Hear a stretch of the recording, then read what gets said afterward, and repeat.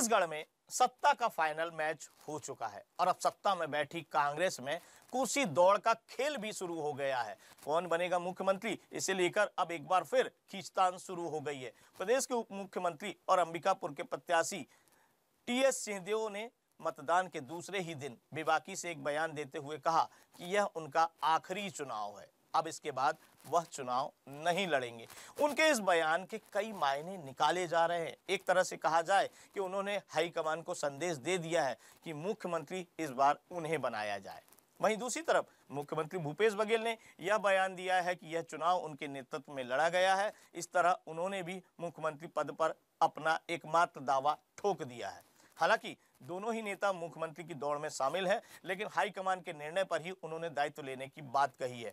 VIP news के विशेष कार्यक्रम संपादक के गोठ में आज इसी महत्वपूर्ण विषय पर चर्चा होगी। 23 साल का छत्तीसगढ़, जिस तरीके से वर्ष 2000 में 1 नवंबर 2000 को पूर्व प्रधानमंत्री अटल बिहारी वाजपेयी ने छत्तीसगढ़ का गठन किया था और अविभाजित मध्य प्रदेश से अलग होकर यह सारी संपदा, प्राकृतिक संपदा सारी छत्तीसगढ़ में थी।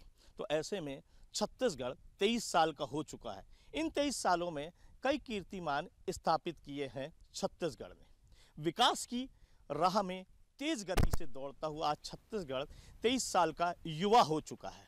तो जिस तरीके से एक तेज दौड़, तेज रफ्तार देखने मिलती है छत्तीसगढ़ की, तो कहीं ना कहीं ये बात है कि छत्तीसगढ़ का जो राजनीतिक परिदृश्य है, 2000 से 2003 तक अजीत जोगी का कार्यकाल रहा। उसके बाद डॉक्टर रमन सिंह ने 2003 से लेकर 2018 तक 3 बार लगातार अपनी सरकार बनाई और 15 वर्षों तक यहाँ पर कार्य किया। इस स्वर्णिम कार्यकाल में छत्तीसगढ़ ने कई कीर्तिमान स्थापित किए। वह विकास की गति में सबसे तेज दौड़ता नजर आया, क्योंकि इसके साथ बने झारखंड कहीं ना कहीं पिछड़ते रहे, लेकिन छत्तीसगढ़ आगे बढ़ता रहा। इसके बाद वर्ष 2018 में कांग्रेस ने जिस तरीके से एक नया कीर्तिमान स्थापित किया, 67 विधायकों के साथ उनकी सरकार बनी और निसंदेह ये पहला मौका था जो इतिहास में दर्ज हो गया कि 67 विधायकों के साथ पूर्ण बहुमत की सरकार बनी और विपक्ष जो 15 साल जिसने सत्ता में काबिज रहा, वह मात्र 15 उंगलियों पर नजर आया। तो ऐसे में 15 विधायकों के साथ सबसे कमजोर विपक्ष वर्ष 2018 के दौरान माना जाएगा। लेकिन जिस तरीके से बात करेंगे कि अब एक बार फिर छत्तीसगढ़ में मिशन 2023 का चुनाव हो चुका है, मतदान हो चुका है, अब सरकार बनाने की बारी है।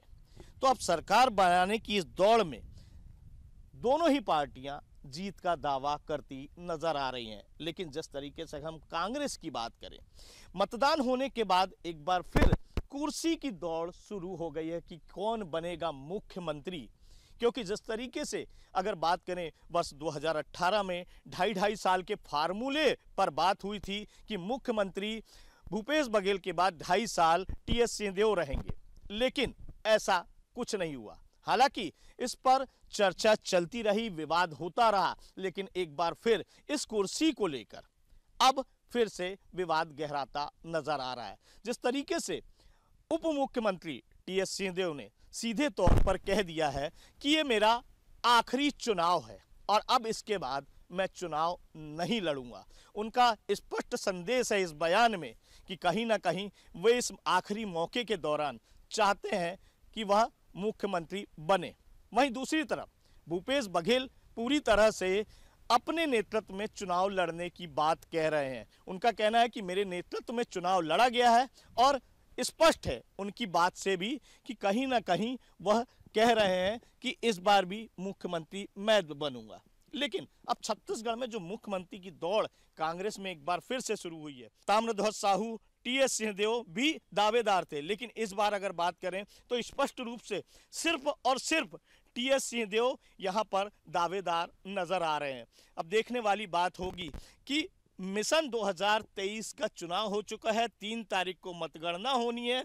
मतगणना के बाद 5 दिसंबर को घोषणा होनी है कि सरकार किसकी बनी और जिस तरीके से सत्ता पक्ष कांग्रेस दूसरी बार सत्ता में पहुंचने का दावा कर रहा है और साथ ही यह कह रहा है कि इस बार हम 2/3 बहुमत के साथ सरकार बना रहे हैं, तो ऐसे में मुख्यमंत्री की कुर्सी को लेकर जिस तरीके से अब यहाँ पर जो नजर आ रहा है परिदृश्य, वो स्पष्ट रूप से यह है कि एक बार फिर मुख्यमंत्री की कुर्सी को लेकर खींचतान कांग्रेस में शुरू हो गई है। हालांकि भूपेश बघेल के नेतृत्व में जरूर चुनाव लड़ा गया, लेकिन अगर बात करें हाईकमान कांग्रेस ने पूरी तरीके से इस बार टीम भावना के साथ, टीम वर्क के साथ चुनाव लड़ने पर जोर दिया। किसी व्यक्ति विशेष को यहां पर तवज्जो नहीं दी गई। पहले यह था कि भूपेश है तो भरोसा है, लेकिन अब बात आ गई भरोसा बरकरार, फिर से कांग्रेस सरकार। तो ऐसे में कहीं ना कहीं यह बात है कि जो भरोसा बरकरार है वहां से भूपेश गायब हो गए, लेकिन कांग्रेस की सरकार बनाने का जो बात कही गई कि कांग्रेस की सरकार बनेगी, और निसंदेह इस बार भी कांग्रेस अभी से मतदान के बाद जुट गई है। यहां पर अगर बात करेंगे कि जो प्रभारी हैं, प्रदेश प्रभारी कुमारी शैलजा और संगठन की जो अध्यक्ष हैं दीपक बैज, उन्होंने कल 41 विधायकों के साथ 1-to-1 किया है और कहा है कि एक तरह से उनके विधानसभा में क्या स्थिति रही। मतदान होने के बाद सबसे पहले कांग्रेस ने अपना आकलन शुरू कर दिया है, और जिस तरीके से, क्योंकि कहीं ना कहीं छत्तीसगढ़ में कांटे की टक्कर मानी जा रही है, और इस कांटे की टक्कर के दौरान यह भी तय है कि सरकार किसकी बनेगी किसकी नहीं, ये आने वाला समय बताएगा। क्यों मतदाताओं की खामोशी इस बार न केवल पार्टियों को असमंजस में डाले हुए है, और साथ ही वह यह भी कोई नहीं कह पा रहा है कि जीत हमारी होगी, क्योंकि डर और डरना जरूरी है, और डर सभी के मन में है कि आखिर होगा क्या। 3 दिसंबर को किसकी सरकार बनेगी, मतदाताओं ने किसे अपना मत दिया है, जन समर्थन दिया है, ये बड़ी बात है। क्योंकि सत्ता पक्ष में बैठी कांग्रेस इस बार उसका दूसरी बार सत्ता में पहुंचना जरूरी है, क्योंकि प्रतिष्ठा का प्रश्न है। क्योंकि लगातार 15 वर्षों तक भाजपा यहां शासन में रहा और 5 साल तक यहां पर कांग्रेस ने एक नया इतिहास रचते हुए सत्ता पर काबिज हुई। तो अब एक बार फिर मिशन 2023 में कांग्रेस चाह रही है कि वह सत्ता तक पहुंचे, लेकिन जिस तरीके से अब टी.एस. सिंहदेव और भूपेश बघेल के बीच एक बार फिर से कुर्सी की खींचतान शुरू हो गई है। अब देखने वाली बात होगी, क्योंकि टी.एस. सिंहदेव के परिवार ने, राज परिवार के सभी सदस्यों ने कहा है कि टी.एस. सिंहदेव मुख्यमंत्री पद डिजर्व करते हैं और वही एक मात्र काबिल व्यक्ति है। वहीं दूसरी तरफ कांग्रेस का कहना है कि हमारे यहाँ कई ऐसे चेहरे हैं जिन्हें मुख्यमंत्री हम बना सकते हैं। तो ऐसे में भूपेश बघेल भी इस समय जुटे हुए हैं कि एक बार फिर से उन्हें मुख्यमंत्री का ताज मिले। लेकिन अब देखने वाली बात होगी कि पार्टी हाईकमान यानी कि सोनिया गांधी, राहुल गांधी और प्रियंका गांधी क्या निर्णय लेते हैं, आखिर क्या उनकी सोच है। छत्तीसगढ़ में क्या कांग्रेस की सरकार बनेगी, और कांग्रेस की सरकार बनेगी तो मुख्यमंत्री कौन होगा, क्योंकि कहीं ना कहीं ये बात है कि मुख्यमंत्री को लेकर जो खींचतान वर्ष 2018 में शुरू हुई थी वह जो है अब एक बार फिर से नजर आ रही है। और अब एक तरह से कह सकते हैं कि जो खींचतान है निसंदेह इस बात को कहती है कि कांग्रेस में सब कुछ ठीक नहीं है।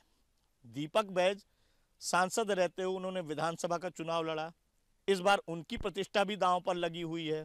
मुख्यमंत्री भूपेश बघेल से लेकर कई कैबिनेट मंत्रियों की जो प्रतिष्ठा है वह चुनाव से जुड़ी हुई है, लेकिन हर व्यक्ति खतरे में बताया जा रहा है, क्योंकि इस बार डबल इंजन सरकार ने न केवल अच्छा घोषणा पत्र यहां पर दिया और अच्छा घोषणा पत्र देने के साथ ही उन्होंने प्रत्याशियों को 50% तक बदल भी दिया। ये एक बड़ी बात थी।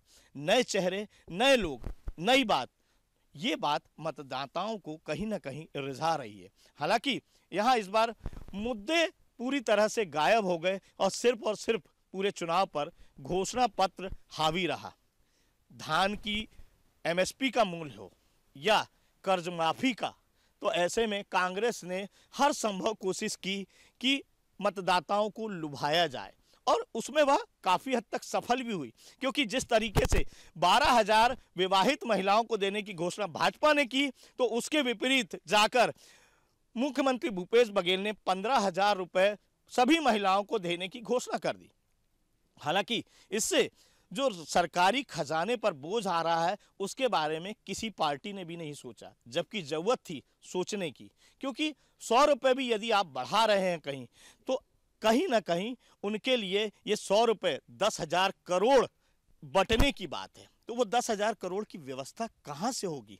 आपने तो 100 रुपए बढ़ा दिया, लेकिन क्या आप उन बांटने वाली राशि का व्यवस्था कर पाएंगे? ये एक बड़ी बात है, क्योंकि कहीं ना कहीं अगर कांग्रेस भी सत्ता में आती है या भाजपा भी सत्ता में आती है, कोई भी पार्टी आती है, तो कहीं ना कहीं जिस तरीके से इस बार लोक लुभावन घोषणाएं की गई है, मतदाताओं को रिझाने के लिए, तात्कालिक लाभ देने के लिए हर संभव कोशिश की गई है, तो इससे सरकारी खजाना पूरी तरह से खाली नजर आ रहा है। अब ये देखने वाली बात होगी कि किस तरीके से इन घोषणाओं के बाद जो खजाने पर बोझ पड़ेगा उसकी पूर्ति किस तरह होगी।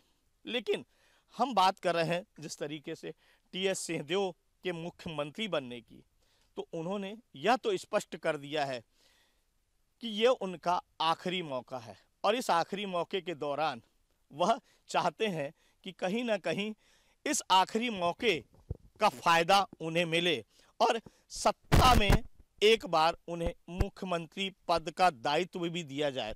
अब पार्टी मुख्यमंत्री का पद किसे देती है? भूपेश बघेल इस दौड़ में तेज भागते हैं या टीएस सिंहदेव? यह देखने वाली बात होगी।